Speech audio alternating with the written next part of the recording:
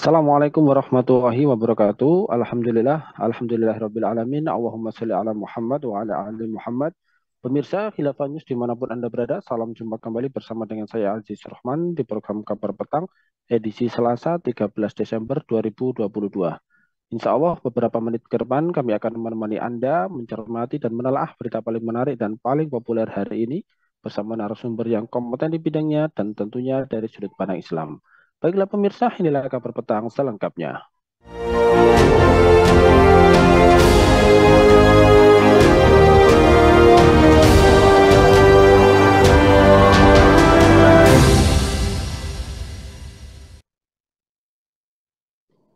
Pemirsa, beras impor sebanyak 500.000 ton akan secara bertahap masuk ke gudang Perum Bulog. Beras-beras itu masuk mulai bulan ini hingga nantinya berakhir pada Februari 2023.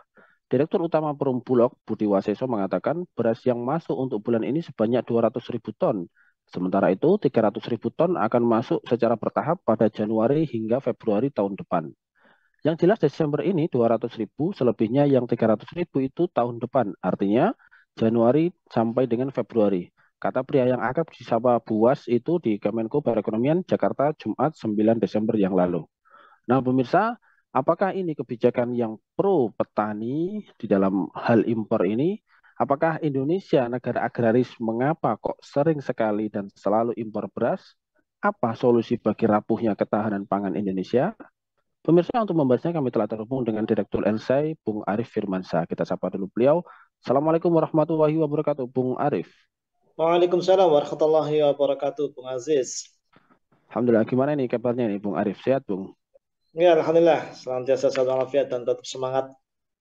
Alhamdulillah, baik Bung, menyikapi terkait dengan rencana impor beras sekitar 500.000 ton yang dilakukan oleh pemerintah untuk mencukupi kebutuhan cadangan beras Indonesia. Nah, menurut pengamatan Anda ini, Bung, apakah hal tersebut ini nantinya mampu untuk mengatasi ketahanan pangan nasional ini? Baik, terima kasih Bung Aziz. Bismillahirrahmanirrahim. Assalamualaikum warahmatullahi wabarakatuh kepada seluruh pemirsa Khilafah News Channel. Ya, menarik memang kalau kita mencermati berita terbaru keputusan pemerintah atau kebijakan pemerintah melalui Bulog yang akan mengimpor beras sebanyak 500.000 ton. Ya, kalau saya coba menelusuri apa sih yang mendasari atau melatar belakangi pemerintah melalui Bulog itu menyampaikan atau membutuhkan impor sebanyak 500.000 ton tersebut.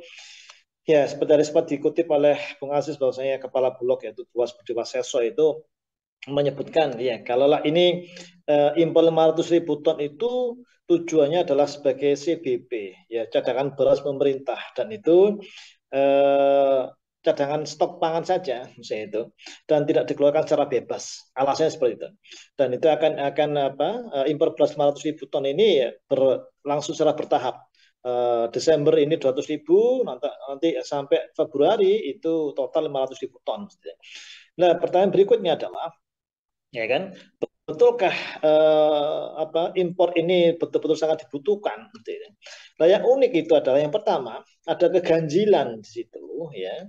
Yang pertama sempat dalam rapat kabinet itu diketahui Menteri Perdagangan Zulkifli Hasan sebagai menteri yang memiliki kewenangan untuk melakukan izin impor secara pribadi. Secara pribadi kalau beliau sendiri tidak setuju impor beras, ya, tidak setuju impor beras. Tapi ternyata yang bersangkutan menyatakan ya ini hasil rapat kabinet. Nah ini entah ini hasil rapat kabinet atau memang ada tekanan-tekanan dari luar terhadap pemerintah itu untuk bisa mengimpor beras yang sebanyak seperti itu 500.000 ton. Dan ini seakan-akan terjadi berulang. Nah, tahun 2021 yang lalu ya bulan bulan Maret ya 2021 bulan Maret itu pemerintah impor 1 juta ton ya kan 2022 akhir tahun ini sampai nanti menjelang 2023 ya kan 500.000 ton dikhawatirkan nanti 2023 impor lagi misalnya. Dan seperti diketahui ya beberapa laporan dari para petani misalnya itu disampaikan bahwa akhir tahun ini termasuk masa panen raya, termasuk masa panen raya. Nah, kalau memang masa panen raya ternyata di satu sisi pemerintah itu melakukan impor beras, ini bisa menghancurkan harga harga gabah atau harga beras di kalangan petani atau pasaran gitu ya. Nah, kalau memang kita itu menyatakan atau menunjukkan bisa dikatakan dukungan atau keberpihakan kita kepada para petani, seharusnya pada saat petani itu sedang panen raya di akhir tahun seperti ini, ya tidak selayaknya misalkan pemerintah itu impor beras, meski itu dengan alasan yaitu cadangan beras impor, cadangan beras pemerintah. Dan memang faktanya semenjak tahun 2011 itu lantas 2018 itu selalu pemerintah itu melakukan impor beras yang cukup besar, cukup tinggi. Dan faktanya juga sempat ada beberapa kejadian Bulog pun juga stok berasnya itu berlebih ya, ratusan ribu ton itu sempat tidak tersalurkan, rusak, dan akhirnya ya lenyap yang namanya penghasilan tersebut. Nah, ini kan akhirnya merusak segala aspek misalnya itu. Kalau dikatakan itu menjadi ketahanan pangan, apakah memang itu akan menguatkan ketahanan pangan? Iya, memang secara logika betul. Itu bisa menguatkan ketahanan pangan. Artinya apa? Jangan sampai selama bulan-bulan yang seperti Desember, Januari, Februari yang memungkinkan konsumsi publik itu juga cukup tinggi, misalnya itu jangan sampai pemerintah kewalahan atau tidak memiliki stok sama sekali. Itu kan membahayakan harga juga nanti. Cuman kalau kita bicara mengenai data yang saya dapati seperti ini, selama kurun waktu 2019 sampai 2022 sebenarnya ketahanan pangan Indonesia itu sudah cukup meningkat ya, stabil. Dan itu kalau kita kutip dari data Global Food Security Index atau GFSI, indeks ketahanan pangan Indonesia pada 2022 itu berada di level 60,2, lebih tinggi dibandingkan periode 2020 hingga 2021 misalnya itu.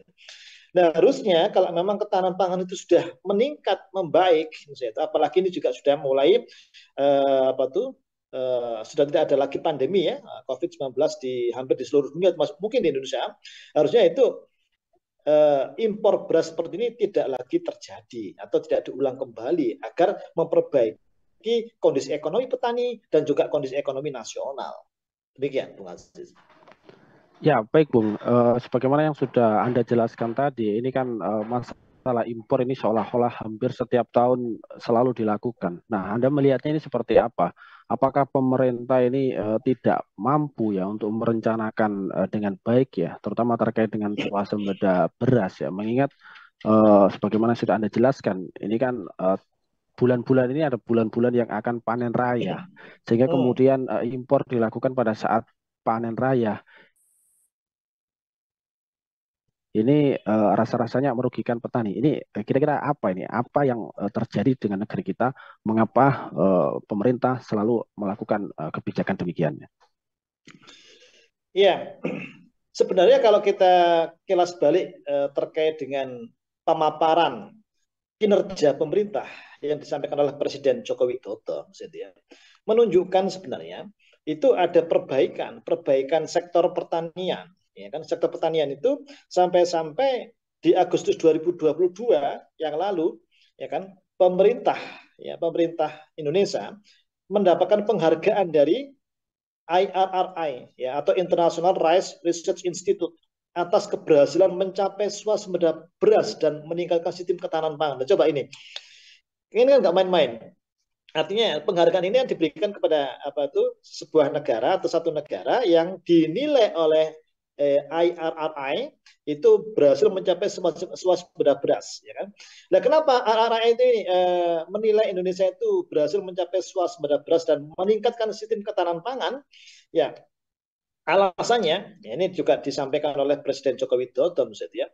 Alasannya apa? Karena selama dua periode ini beliau bersama kabinetnya itu berhasil menyebut atau mengklaim berhasil melakukan swasembada beras berkat pembangunan infrastruktur ya, seperti bendungan, ada 29 bendungan yang diresmikan oleh pemerintah, ada 4.500 embung, dan ada 1,1 juta jaringan irigasi 7 tahun terakhir. Nah, harusnya Kalau infrastrukturnya sudah dibangun 29 bendungan, 4.500 embung, dan 1,1 juta jaringan irigasi. Kalau kita memamerkan keberhasilan dari sisi infrastruktur kan memang logikanya sudah terjadi swasembada beras. Nah ini akhirnya menjadi sebuah anomali bagi kita publik ini melihat katanya sudah berhasil swasembada pangan atau beras, tapi kenapa kok masih impor? Berarti kan ada apa ini? Ya. Nah ini akan menguatkan pandangan publik, jangan-jangan ini hanya sekedar bisa dikatakan ada perburuan rente ya. Kalau saya meminjam istilahnya Faisal Basri, ekonom senior Indef atau ya bisa dikatakan pakar ekonomi Indonesia, maksudnya. Ini kan seakan-akan ada perburuan rente atau perburuan rente ini mengejar cuan. Ya ada pihak-pihak tertentu yang diduga ya memanfaatkan kebijakan-kebijakan impor ini untuk menghasilkan kepentingan pribadi saja atau menguntungkan kepentingan sepihak, segolongan atau pribadi mereka saja. Demikian. Ya, baik Bung, menyinggung terkait dengan adanya mungkin oknum-oknum yang melakukan perburuan rente tadi yang sudah sedikit Anda singgung. Apakah memang kebijakan impor beras yang dilakukan oleh Kementerian Perdagangan atau mungkin melalui Bulog selama ini menunjukkan ada permainan para kartel di dalam produk-produk pangan sehingga selalu dan impor itu selalu saja hampir setiap tahun. Apakah demikian ini memang kondisi negeri kita ini? Mohon penjelasan. Iya, memang kalau kita lihat dari sisi ekonomi memang ya, impor itu secara ekonomi memang bisa dibutuhkan atau bisa dilakukan jika ya dengan catatan satu untuk stabilisasi harga pangan, ya. Terus stabilisasi harga pangan itu misalkan kalau memang lagi ada permainan kartel yang memainkan harga pangan di pasar-pasaran Indonesia, maka pemerintah itu punya kebijakan harusnya untuk bisa menetralisir atau mengendalikan harga itu jangan sampai dimainkan oleh kartel, ya. Sehingga harga beras itu bisa melambung tinggi. Memang secara umum harga beras di Indonesia itu menurut GFSI tadi itu affordable artinya terjangkau ya dan relatif stabil dibandingkan negara lainnya. Ini satu nilai positif ya terkait dengan harga beras di Indonesia. Lah apakah harga beras di Indonesia relatif stabil itu apakah betul-betul karena impor? Ya belum tentu. Ya kan ini kan kembali lagi pada stok beras kita, misalnya itu.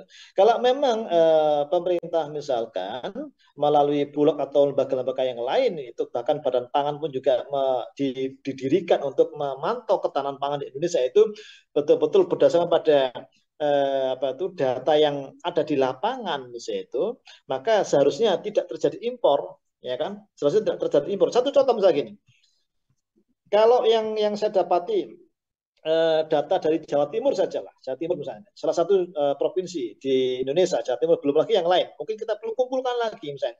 Bahkan Gubernur Jawa Timur, ya Khoffa Indar Parawansa itu memastikan produksi beras di wilayahnya itu surplus hingga akhir 2022. Surplus. Padahal Jawa Timur, ya kan, lahan pertanian itu sudah cukup banyak berkurang untuk perumahan, untuk industri ini kan Jawa Timur. Belum lagi yang lain. Lah apalagi yang di luar Jawa. Yang di luar Jawa kan juga yang namanya lahan pertanian masih cukup luas sekali. Ya, belum lagi tadi dikatakan oleh Pak Jokowi ada pembangunan bendungan, embung, irigasi sampai 1,1 juta, coba kita bayangkan misalnya itu.